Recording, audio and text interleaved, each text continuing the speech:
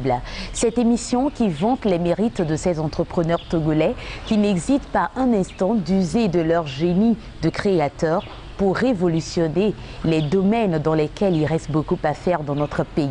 Eh bien, ce soir, le monde de l'agriculture nous intéresse à travers l'histoire de M.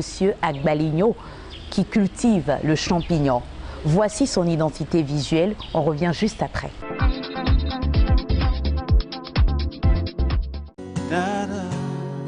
Nous sommes à la zone d'aménagement permanent à Agbelouvé dans le village de Gamé, Lili.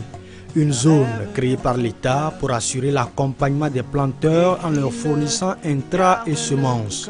Ayant connu un franc succès avec une croissance exponentielle dans les premières années du projet, les productions connaîtront une chute vertigineuse à cause de l'appauvrissement graduel du sol. Fils de paysan, M. Agbaligno Kossi, doctorant de son état, pense dès lors à trouver une solution à la dégradation du sol pour donner un sourire aux paysans. Ainsi, après sa maîtrise en biologie de développement option mycologie appliquée, il commence ses recherches pour l'enrichissement du sol avec des intrants bio à partir du champignon qu'il produit. Ces recherches lui permettent de faire un premier essai en 2003 avec le compost usé de champignons.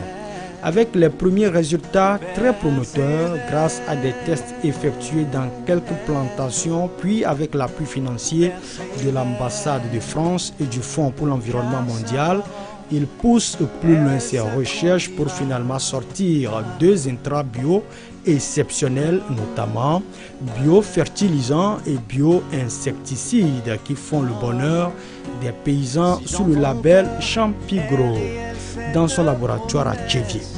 Avec l'appui de l'État togolais grâce au projet d'appui au secteur agricole PASA et le projet d'appui au développement agricole PADAT du ministère de l'Agriculture, il tend à vulgariser Champigro dans tous les secteurs agricoles.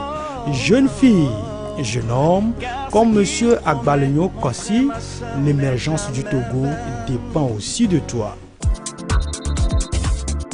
Monsieur Agbaligno, bonsoir. Bonsoir madame. Et bienvenue dans C'est encore possible. Merci. Je suis toujours heureuse à chaque fois que je reçois des personnes qui boostent le domaine de l'agriculture dans notre pays, le Togo. Chapeau à vous. Alors dites-nous, est-ce qu'au départ, quand vous produisiez le champignon, vous aviez l'idée de faire des intrants? Absolument non. D'abord, j'avais commencé les champignons juste pour la culture. Oui. Et la découverte de la production des intrants est arrivée de façon fortuite. Donc c'est l'histoire d'un groupement qui produisait les champignons. Et ils jetaient les débris sur un lot vide à quelque part. Très pauvre. Et à la saison pluvieuse, ils ont semé. Ils ont eu une récolte spectaculaire. Du coup, on a essayé ça sur les produits maraîchers. On a vu que c'était intéressant. Alors, je me suis adressé à l'université et on a envoyé un étudiant qui, en 2003, a essayé de travailler sur l'utilisation de ces composts usés sur le rendement du maïs. Les résultats ont étonné tout le monde. Donc, en 2004, je me suis rendu aux États-Unis pour faire une formation toujours sur les champignons à consommer. Donc, au cours de cette formation, j'ai redécouvert que les champignons pouvaient être utilisés comme intrants agricoles. Et justement, comment a été le processus de cette recherche? De mon retour des États-Unis, nous avons eu un appui financier de l'ambassade de France pour montrer aux gens la culture des champignons. Donc dans ce projet, j'ai profité pour introduire un peu de recherche. Et nous avons essayé la recherche sur les champignons que j'ai ramenés des États-Unis. Donc à partir de 2010, j'ai travaillé avec la faculté des sciences de l'université de Lomé sur la recherche sur les champignons locaux de nos forêts.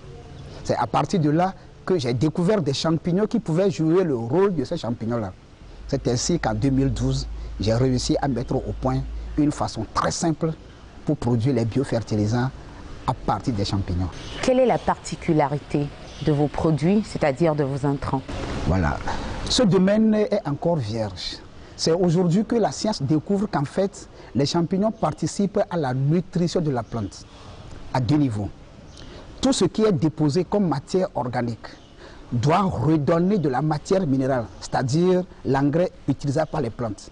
Et ce processus est assuré par un groupe de champignons qu'on appelle les champignons saprophytes.